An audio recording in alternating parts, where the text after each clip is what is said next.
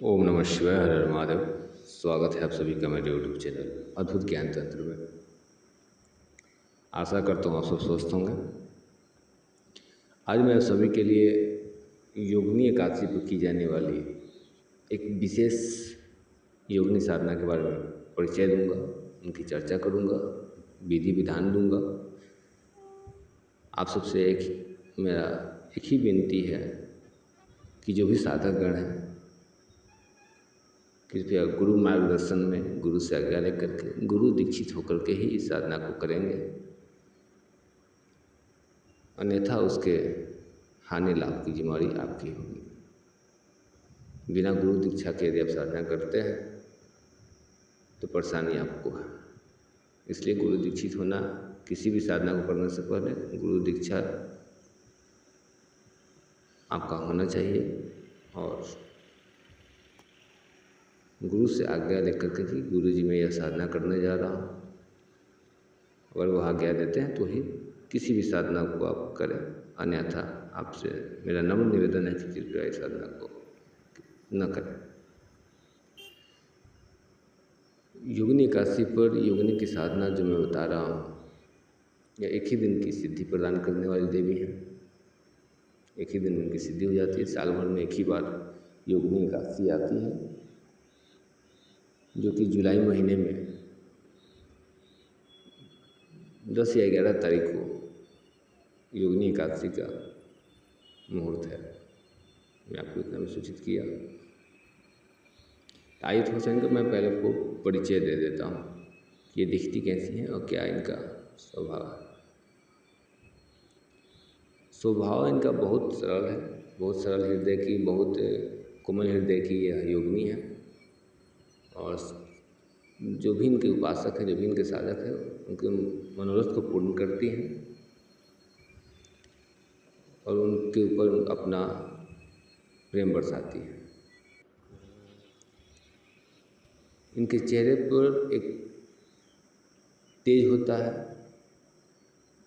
हमेशा मुस्कान थिरकती रहती है। इनके सुंदर लंबे लंबे आपके काले बाल, जो कि नागिन की चोटी की तरह वो प्रतीत होती है। चोटी बांध कर खुला बाल नहीं रखती, चोटी बांध कर रखती है। इनके हाथों में चूड़ियाँ, गले में सोने का चमचमाता हुआ हार, पैरों में बहुत मोटी सी पाजेब होती है। जब यह चलती हैं तो बहुत ही मधुर ध्वनि आती है, छम छम की। और यह साधना जो है स्वतंत्र रूप में ही किया जाता है। इस साधना में आपको संकल्प में यह नहीं बोलना है कि मैं आपको प्रेमिका रूप में, आपको मैं माता रूप में, या आपको मैं देवी रूप में, या किसी अन्य, ऐसा नहीं है। इसको आप स्वतंत्र रूप में संकल्प लेंगे कि हे देवी, मैं आपका स्वतंत्र रूप में संकल्प करता हूँ और आपकी कृपा पाने के लिए मैं संकल्प कर रहा हूँ। अपनी कृपा अवश्य मुझ पर करें, ठीक है। साधना की विधि, इसका कोई खास नहीं है। साधना की विधि बहुत सरल है, विधि जान लीजिए। योगिनी एकादशी के दिन जो भी साधक हैं वह व्रत रखें, और जो व्रत नहीं रख सकते हैं वो फलाहार करें और दूध पी करके रह सकते हैं। शाम के समय इनका पूजन होता है। किसी पीपल के पास जाकर के 2 अगरबत्ती और घी का दीपक जलाएं और साधना सफलता की उनसे प्रार्थना करें। उसके बाद रात को 10 बजे नहा धो करके सफ़ेद कपड़े पहन लें। दिशा आपका उत्तर रहेगा। सफ़ेद आसन का प्रयोग करेंगे और आसन पर बैठ कर के 11 बार प्राणायाम करें। पहले अपने गुरु की, इष्ट की पंचोपचार से पूजन करें, उनसे आज्ञा लें और फिर योगियों योगिनी की पूजन करें, मिठाई का भोग दें, संकल्प लें। फिर चावल लेकर के योगिनी का आवाहन करेंगे और उनका पंचोपचार पूजन करेंगे योगिनी जी का। घी का दीपक जला दें, अगरबत्ती जला दें, 2 अगरबत्ती लगा दें, चंदन चमेली का इत्र सुपारी से पूजन कर दें। भोग में मीठा, पान, बर्फी, कम से कम 2 पीस बर्फ़ी हमको दें, 2 फल दे दें, सेब केला जो मिल जाए। उसके बाद बिना माला के उपांशु जप करते रहें। ध्यान रहे एक चीज़ का कि आपका आसन स्थिर रहना चाहिए। आसन स्थिर का मतलब है कि आपका आसन जो है वो 3 घंटे का होना चाहिए कि स्थिर आप होकर के बिना हिले डुले आप जाप करते हो। इसका विशेष ध्यान रखें। बिना हिले डुले आसन पे स्थिर रहें, आप शरीर स्थिर हो और 3 घंटे तक आप जाप करते रहें।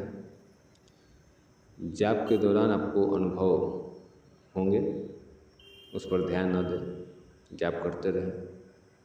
जब योगिनी उपस्थित हो जाए, आपके समक्ष आ जाए,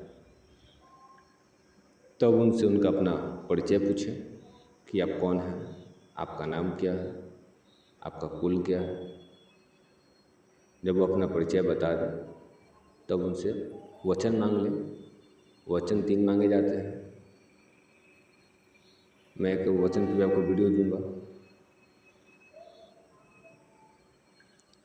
फिर भी मैं आपको वचन को लेकर कुछ चीज़ें आपको बता देता हूँ। पहला वचन कि आप मेरे और मेरे परिवार का सदैव रक्षा करेंगी। कोई मेरे परिवार को या मुझे डराएंगे, धमकाएंगे नहीं, मारेंगे नहीं। दूसरा वचन उनसे यह लें कि आपको मैं जब भी बुलाऊं, जहाँ बुलाऊं, आपको आना होगा। मैं जो कार्य आपको दूँ वो आपको करना होगा। और तीसरे वचन के लिए आप उनसे बोल दें कि मैं समय आने पर यह वचन आपसे लूँगा, अभी मैं नहीं ले रहा। मैं क्यों नहीं ले रहा, मैं उसके बारे में आपको आगे वचन वाली वीडियो जो बनाऊँगा उसमें आपको बता दूँगा। ठीक है। वचन हो जाने के बाद आप जो भी पूजा की सामग्री है उसको न किसी बहते नदी में प्रवाहित कर दें। एक आपको बात बता दूं कि जो भी योगिनी के साधक होते हैं उनकी आयु लंबी होती है। वह योग में सिद्ध होकर के योगी कहलाते हैं। और किसी साधक भाई को यदि साधना में उनका प्रत्यक्षीकरण नहीं हो रहा है, वह सामने नहीं आती है 3 घंटे में, और उनको अनुभव हो रहा है, तो ये साधना तब तक करते रहें जब तक कि सिद्धि नहीं मिल जाती है। साधना का मंत्र मैं आपको बता दूंगा। जिन भाई को साधना करना हो कमेंट में कृपया करें, क्योंकि मंत्र गोपनीय होता है। हर हर महादेव। ओम नमः शिवाय। आपका दिन मंगलमय हो।